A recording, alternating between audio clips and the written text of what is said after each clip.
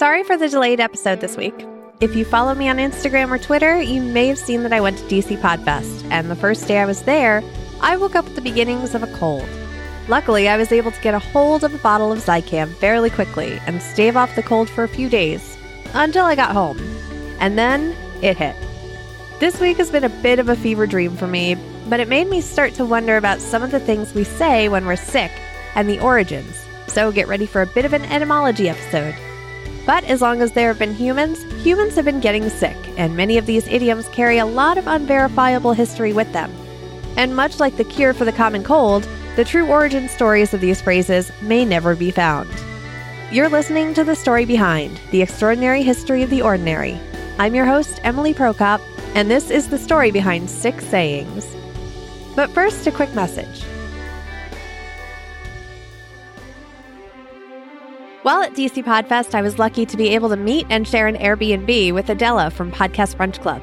Have you heard of Podcast Brunch Club? It's like a book club, but for podcasts. There are chapters all over the world, including one in New Zealand run by friend of the show, Heather Welch from Sunshine and Power Cuts.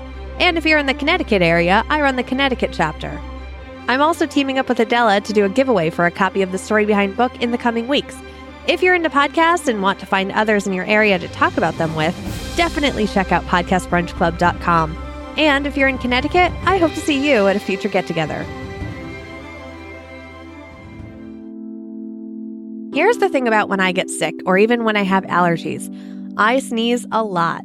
I always feel bad for anyone with the inclination to say bless you when I sneeze, because I have to tell them they are not obligated to bless me every time, because it can get annoying after the 2nd or 3rd one, or 6th, or 7th. No, really, I sneeze that much. But with blessing someone, I thought I knew the origin of this phrase. I remember reading as a kid that people would say bless you because they used to think that sneezes were our souls trying to escape.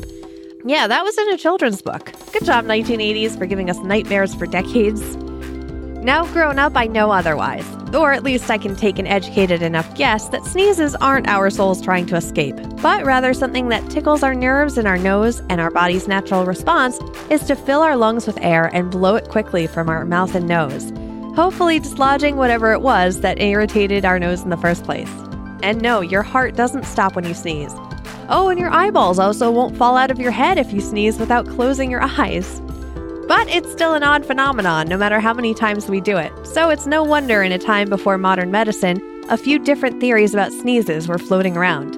Like that it wasn't your soul that was leaving your body, but a demon, and saying bless you was a way to protect you against it coming back into you. It was also thought to go back to the bubonic plague, when a sneeze was a sign of impending death, and saying bless you would be someone's way of giving you a final blessing, should that sneeze quickly turn into something more fatal.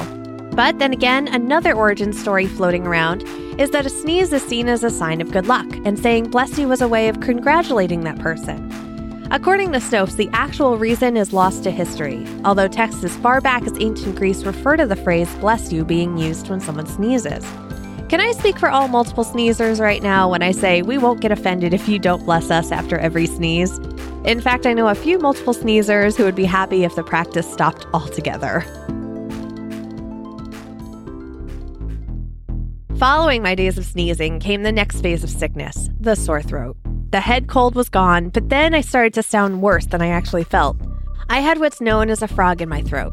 Although this phrase didn't come from an actual frog being in one's throat, it's meant to either signify the croaking sound one makes with a hoarse voice, or it's meant as a nice way of talking about having a load of phlegm in there. Although I don't quite know which is grosser, the idea of a frog or a ball of phlegm in someone's throat.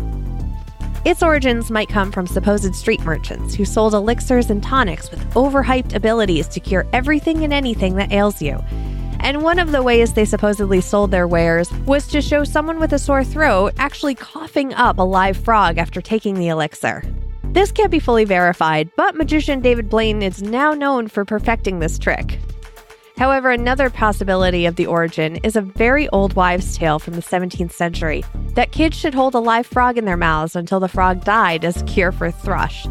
But that doesn't quite explain why the expression wasn't known until about 200 years later.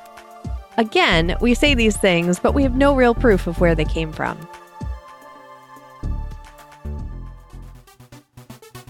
If you've ever heard the phrase sick as a dog or sick as a parrot if you're outside the US, you may use it to describe a really bad cold or flu, like I did. But it turns out this is referring more to severe stomach problems.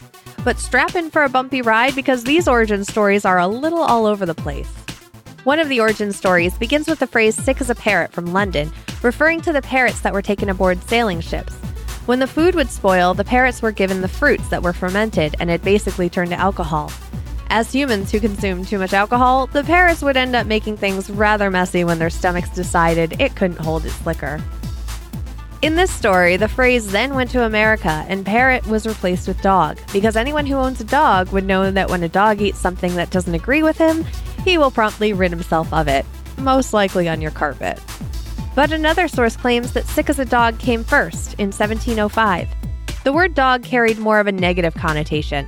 Think of the phrases dog-tired, dog-eared, go to the dogs. Sick as a parrot, however, is said to come later and was used to describe depression and is possibly associated with the disease known as parrot flu, which could be transmitted from parrots and other birds to humans. And yet another theory goes back to the first one, in which parrots were smuggled from South America.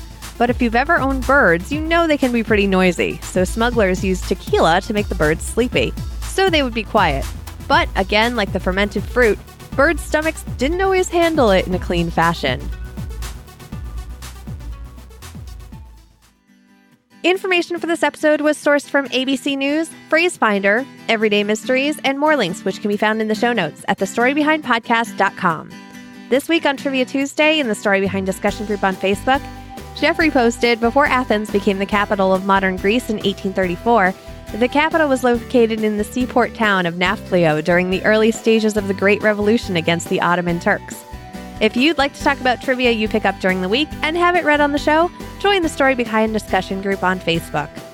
This episode was brought to you by the Story Behind executive producers, who support the show through the Patreon page at patreon.com/thestorybehind.